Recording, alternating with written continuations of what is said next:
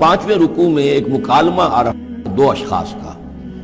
ایک شخص وہ ہے کہ جس کو اللہ نے دنیاوی نعمتیں جو بھی اس دور کی تھیں بھرپور دی ہیں، مادی وسائل بھرپور دے رکھے ہیں، اور وہ اس قدر اس کا معاملہ ٹھیک چل رہا ہے کہ ہوتے ہوتے اس کی نگاہ اب اللہ کی طرف سے ہٹ کر ان مادی اسباب و وسائل ہی پر جم گئی ہے، اس کا توکل اور اعتماد اسی پر قائم ہو گیا ہے۔ ایک دوسرا شخص ہے دنیاوی اعتبار سے مرفع الحال نہیں ہے، اس کے پاس دولت نہیں ہے، دنیاوی چیزیں نہیں ہیں، لیکن وہ اللہ تعالیٰ کی معرفت اسے حاصل ہے۔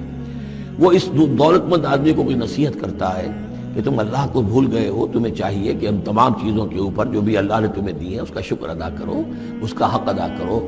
لیکن اس نے اپنے گھمنڈ میں آ کر اسے بہت تلخ جواب دیا، میرے پاس یہ سب کچھ ہے تو گویا کہ میں اللہ تعالیٰ کا لاڈلا ہوں، چہیتا ہوں، تم جوتیاں پٹخار رہے ہو، تمہارے پاس کچھ نہیں ہے، تمہاری کوئی حیثیت نہیں ہے، تمہاری یہ حیثیت ہی نہیں ہے کہ مجھے تم واس بھی کہو۔ لیکن یہ کہ اس پر پھر جو ان کے درمیان معاملہ ہوا تو انہوں نے کہا اس شخص نے کہ ہو سکتا ہے کہ اللہ تعالیٰ تمہارے اس سارے دولت کو اور مال و اسباب کو ضائع کر دے، لیکن یہ کہ اس نے کہا کیسے ہو سکتا ہے، میں نے سارا بندوبست ٹھیک ٹھیک کیا ہوا ہے۔ بہرحال نتیجہ یہ نکلا کہ اللہ تعالیٰ نے اس کی اس پوری دولت کو ایک طریقے سے ضائع کر دیا، اور پھر وہ اپنے ہتھیلیاں ملتا رہ گیا، کف افسوس ملتا رہ گیا، اور اس نے کہا ہائے کاش کہ میں نے اپنے رب کے ساتھ شرک نہ کیا ہوتا۔ حالانکہ اس پورے رکوع میں کہیں کسی دیوی کا، دیوتا کا، کسی اور الہہ کا کوئی ذکر نہیں ہے۔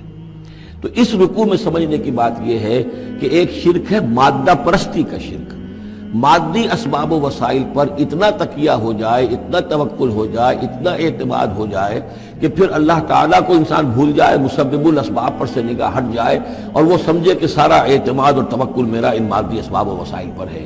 تو یہاں گویا کہ اس نے ان مادی وسائل و اسباب ہی کو اپنا معبود بنا لیا ہے۔ تو یہ شرک ہے جو اس دور کا سب سے بڑا شرک ہے۔ اس دور میں بت پرستی کا شرک بہت کم رہ گیا ہے، اب ستارہ پرستی کا شرک کہاں رہ گیا ہے؟ کون لوگ ہیں جو ستاروں کو پوجتے ہیں؟ اب تو انسان سمجھتا ہے ستاروں تک تو ہم پہنچ ہی جائیں گے، ہمارا علم تو پہنچ ہی چکا ہے، چاند تک ہم اتر آئے ہیں، اب چاند کو کون پوجے گا؟ یہ جو اب ساری جو ہے اب جو پوجا پاٹ ہو رہی ہے وہ تو مادہ پرستی کی ہے، وہ دولت کی ہے، وہ در حقیقت یا وہ نظریاتی طور پر وطن پرستی ہے، اس کا ایک شرک ہے۔ تو یہ اس دور کے شرک کو سمجھنا بہت ضروری ہے، اور یہ رکوع اس اعتبار سے کہ اس میں کسی دیوی دیوتا کا ذکر نہیں ہے۔ تو شرک کون سا کیا اس نے؟ وہ شرک یہی ہے کہ اس نے دنیاوی مال و اسباب اور مادی اسباب و ذرائع کے اوپر اپنے سارے توکل کو جو ہے اس کے ساتھ منسلک کر دیا، یہی گویا کہ اس کو معبود بنا لینا ہے۔ وَاضْرِبْ لَهُم مَثَلَ الرَّجُلَيْنِ، ان کے لیے بیان کیجئے دو اشخاص کی مثال۔ جعلنا لأحدهما جنتین من اعناب، ان میں سے ایک کو ہم نے دیے تھے دو باغ انگوروں کے، وحففناهما بنخل، اور ان دونوں کو گھیرے میں لیا ہوا تھا کھجوروں کے درختوں نے۔ اب دیکھیے کہ انگوروں کی بیلیں ہیں، اور چونکہ ادھر ادھر سے ہوا تیز نہ آئے تو کھجوروں کے جھنڈ جو ہیں وہ چاروں طرف لگے ہوئے ہیں، تاکہ ان کے مابین جو اس کی انگوروں کی بیلیں ہیں وہ بڑی محفوظ ہیں۔ وجعلنا بینہما زرعا، ان کے درمیان کھیتی بھی تھی، یعنی یہ کہ اناج کا سامان بھی ہے اور انگوروں کی بیلیں بھی ہیں، اور یہ کہ کھجوروں کے درخت بھی ہیں۔ کلتا الجنتین آتت اکلہا، اور وہ دونوں باغات اپنا پھل دیتے تھے، وَلَمْ تَظْلِمْ مِنْهُ شَيْئًا، سال بسال پھل آ رہا ہے، سال ہر سال ہو گئے، ہر سال پھل آ رہا ہے، اس میں کوئی کمی نہیں کرتے تھے۔ جب یہ چیز چلتی رہتی ہے تو آدمی کا خود بخود ایک توکل جو ہے وہ اس چیز کے ساتھ وابستہ ہو جاتا ہے، وہ بھول جاتا ہے کہ اس کی اللہ تعالیٰ کے فضل و کرم سے ہے یا اللہ کے اذن سے ہے، بلکہ یہ کہ وہ انہی چیزوں کو سمجھ بیٹھتا ہے کہ یہ دائم ہے اور قائم ہے۔ وَفَجَّرْنَا خِلَالَهُمَا نَهْرًا، اور ہم نے ان کے مابین ایک نہر بھی نکال دی تھی، آب پاشی کا بھی پورا نظام موجود ہے۔ وَكَانَ لَهُ ثَمَرٌ، اور اس کے میوے بھی تھے، یعنی یہ بھی تھا کہ باغ جو ہے پھلا ہوا اس وقت، انگور بھی ہیں اور کھجور بھی جو ہے درخت جو ہے لدے ہوئے ہیں، اور ایک اس کا مفہوم یہ بھی ہے میرے نزدیک جو زیادہ راجح ہے کہ اس کو اولاد بھی اللہ نے خوب دی تھی۔ جیسے درختوں پر پھل لگتا ہے تو انسان کے لیے اس کی اولاد جو ہے اس کے پھل کی حیثیت رکھتی ہے، تو گویا کہ اس کو اولاد بھی ملی تھی۔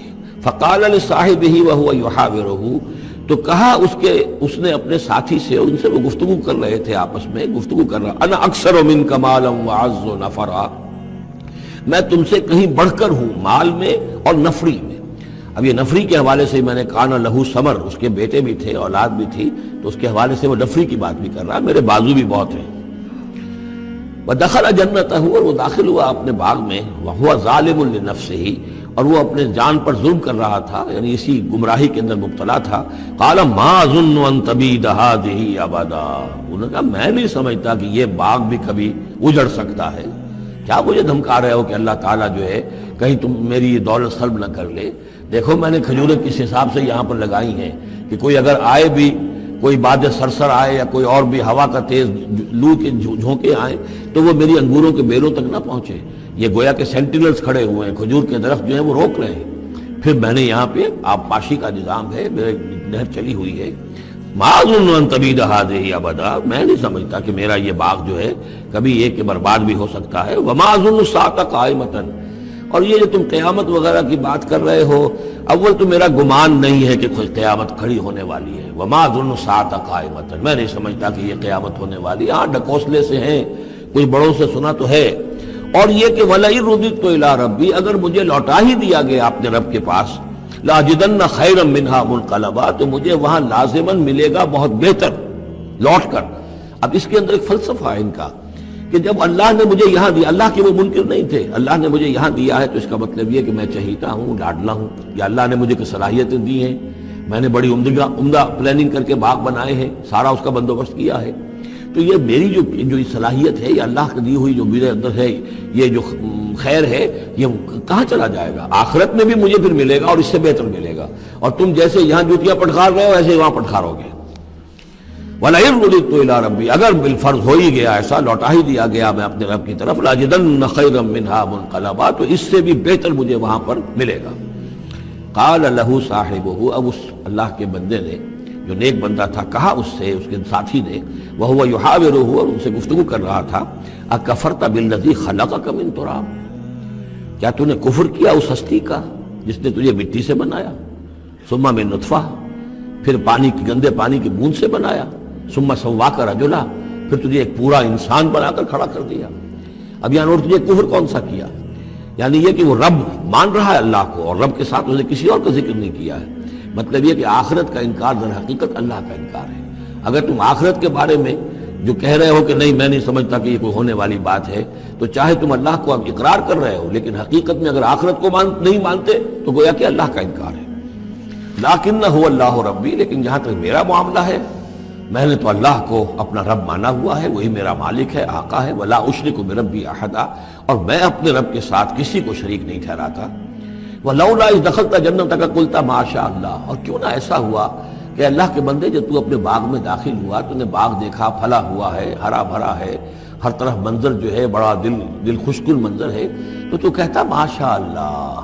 یہ پھر وہی مجلسی کلمہ آ گیا جس میں توحید کوٹ کوٹ کر بھری ہوئی ہے. ماشاء اللہ، یہ جو اللہ نے چاہا، جو اللہ نے چاہا، یہ سب اس کے فضل و کرم سے ہے. لا قوت الا باللہ، کوئی طاقت نہیں ہے اللہ کے سوا. اگر اللہ کی طرف سے یہ بات نہ ہوتی تو میرے اندر کوئی صلاحیت نہیں تھی. اللہ ہی کی ہے در حقیقت، یہ دین ہے اس کی، اسی کی عطا ہے. ان ترن انا اقل منک مالا و ولدا، اگر تم دیکھ رہے ہو کہ میں تم سے کم ہوں مال میں بھی اور اولاد میں بھی، فعسى ربی ان یؤتینی خیرا من جنتک، تو مجھے تو میں اپنے رب کے بارے میں یہ یقین ہے کہ وہ جب چاہے مجھے تیرے باغ سے بہتر باغ دے سکتا ہے.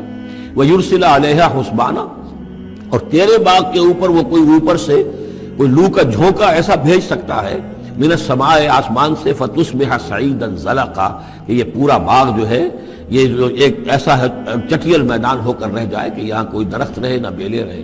معلوم ہوا کہ ہر چیز جب آنکھ کھلی گل کی تو موسم تھا خزاں کا، یہ ہو سکتا ہے، عین ممکن ہے. اور یصبح ماؤہا غوراً، یا اللہ آسمان سے کوئی ایسی نہ بھی بھیجے کوئی چیز بلا، تو اس کا پانی ہی جو تمہارا یہ جو چشمہ چل رہا ہے وہ پانی ہی اگر زمین کے اندر گہرا اتر جائے، یہ چشمہ خشک ہو جائے، فلن تستطیع لہ طلبا، اور پھر تو پانی کہیں سے لا نہ سکے تو یہ باغ خود بخود اچڑ جائے گا. یہ سارے امکانات ہیں. مسبب الاسباب نے تمہارے لیے اس وقت سارے اسباب جمع کر رکھے ہیں، جب چاہے گا ان میں سے کسی ایک سبب کی بھی اگر تناب کھینچ لے تو یہ سارا معاملہ جو ہے یہ تو شیش محل کی طرح کا ہے، ایک ہی جو پتھر ہے وہ اس سب کو چکنا چور کر دے گا. وَأُحِيطَ بِثَمَرِهِ، معلوم ہوتا جو بہت ہی کوئی اللہ کا پہنچا ہوا شخص تھا، جو اللہ کا دوست تھا، اور اس کا دل دکھایا اس شخص نے، جس کو تانا دیا اسے انا خیر من انا اکثر منک مالا و ولدا، تو اس حوالے سے اس کا دل دکھا ہے. اور یہ جان لیجئے کسی اللہ والے کا، من عادى لي وليا فاذنته للحرب، تو ایک حدیث قدسی ہے، جو شخص میرے کسی ولی کے ساتھ دشمنی کرے پھر میری طرف سے اس کے خلاف اعلان جنگ ہے۔ تو اس نے چونکہ یہ دل دکھایا ہے، اور فارسی کا ایک شعر بھی بڑا مزیدار ہے کہ ہیچ قوم را خدا رسوا نہ کرد تا دلے صاحب دلے نامد میں درد۔ کسی صاحب دل کے دل کو ٹھیس لگتی ہے، درد اس کے اندر پیدا ہو جاتا ہے، صاحب دل ہو، اللہ کی محبت اس کے دل میں ہو اور اسے ٹھیس پہنچے، تو تا دلے صاحب دلے نامد میں درد ہیچ قوم را خدا رسوا نہ کر۔ قومیں بڑی رسوا ہو جاتی ہیں کسی ایک اللہ والے کی کہ دل جو ہے اس کی دل کو اگر تکلیف پہنچے تو وہی تب ہمارے ہی اس کا سارا ثمر سمیٹ لیا گیا۔ اللہ تعالیٰ نے جو کچھ اس کو دیا تھا وہ سلب کر لیا، باغ بھی ختم ہوا، اولاد بھی ختم ہوئی۔ فَأَصْبَحَ يُقَلِّبُ كَفَّيْهِ عَلَى مَا أَنفَقَ فِيهَا، تو وہ رہ گیا اپنے ہاتھوں کو ملتا ہوا، اپنی ہتھیلیوں کو ملتا ہوا، جسے ہم کہتے ہیں کفِ افسوس ملنا۔ يُقَلِّبُ كَفَّيْهِ عَلَى مَا أَنفَقَ فِيهَا، جو کچھ اس نے خرچ کیا تھا، انویسٹ کیا تھا، محنت کی تھی، کتنا عرصہ لگا تھا اس باغ کے پلاننگ میں، باغ کو اس نے لگایا تھا، کہاں کہاں سے پودے لایا ہوگا۔ ما انفق فیہا وہی خاویۃ علی عروشہا، اور وہ باغ جو ہے گرا پڑا ہوا تھا اپنی چھتریاں کے اوپر، کیونکہ جو انگور کی بیلیں ہوتی ہیں وہ ٹٹیاں ہوتی ہیں، چھتریاں ہوتی ہیں، وہ سب اوندھی پڑی ہیں۔ وَيَقُولُ يَا لَيْتَنِي لَمْ أُشْرِكْ بِرَبِّي أَحَدًا، اور اس وقت وہ کہہ رہا تھا ہائے میری شامت، کیا کاش کہ میں نے اپنے رب کے ساتھ شرک نہ کیا ہوتا۔ اب یہ کون سا شرک ہے؟ اس پوری اس گفتگو کے اندر کہیں کسی دیوی کا، دیوتا کا، کسی کا ذکر نہیں ہے، کسی کی شفاعت کا ذکر نہیں ہے۔ یہ ہے ہمارا آج کا نقشہ مادہ پرستی کا، آج کی ہماری ذہنیت جو ہے پوری کی پوری اس رکوع کے اندر موجود ہے۔ وَلَمْ تَكُنْ لَهُ فِئَةٌ يَنْصُرُونَهُ، اور نہ ہوئی پھر اس کی کوئی جماعت، کوئی اس کی فوج ہوتی جو اس کی مدد کرتی من دون اللہ، اللہ کے مقابلے میں۔ وَمَا كَانَ مُنْتَصِرًا، اور نہ ہی وہ اس قابل تھا کہ کسی سے انتقام لے، کس سے انتقام لے، سارا فیصلہ تو اللہ کی طرف سے ہوا ہے۔ هُنَالِكَ الْوَلَایَةُ لِلَّهِ الْحَقُّ، یہاں تو حکومت اور اختیار کل کا کل اللہ ہی کے لیے ہے، سچے اللہ کے لیے جو الحق ہے۔ یہ ولایا ہے واو کے زبر کے ساتھ۔ والی کہتے ہیں حاکم کو، مالک کو والی، والی سے ولایا بنتا ہے۔ ولی کہتے ہیں دوست، پشت پناہ، اور اس سے ولایا بنتا ہے، ولایت باہمی۔ اللہ ولی الذین آمنوا یخرجہم من الظلمات الی النور، اور الا ان اولیاء اللہ لا خوف علیہم ولا هم یحزنون، یہ ولایت ہے واو کے زیر کے ساتھ۔ اور والی ہونا کسی کا، فلاں ملک کا والی فلاں تھا، یعنی وہاں کا حکمران تھا، بادشاہ تھا، تو یہاں کی بادشاہی، یہاں کا اختیار، هنالک الولایۃ للہ الحق، کل ولایت اللہ ہی کے ہاتھ میں ہے۔ هو خیر ثوابا و خیر عقبا، یقیناً وہی بہتر ہے انعام دینے والا، اور وہی بہتر ہے نتیجے کے اعتبار سے، عاقبت کے اعتبار سے۔ ان کی چوکھٹے ہوتوں کا سا بھی پڑا سجتا ہے، ان کی چوکھٹے ہوتوں کا سا بھی پڑا سجتا ہے، ان کی چوکھٹی ہوتوں کا سا بھی پڑا سجتا ہے، در بڑا ہو